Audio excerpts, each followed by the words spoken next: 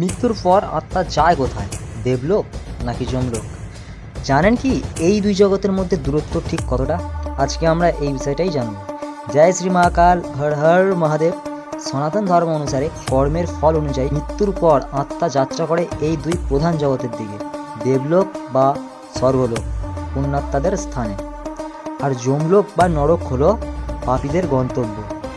এই দূরত্ব নিয়ে আমাদের প্রাচীন গ্রন্থগুলিতে বিস্তারিত আলোচনা আছে। গুরুর পুরাণ অনুযায়ী পৃথিবী থেকে যমলোকের দূরত্ব হলো ৯৯,০০০ যোজন। ১ যোজন সমান সমান প্রায় ১২ কিলোমিটার। ধরলে এই দূরত্ব প্রায় ১১,৮৮,০০০ কিলোমিটার। তবে দেবলোকের অবস্থান নিয়ে বিভিন্ন পুরাণে ভিন্ন মত আছে।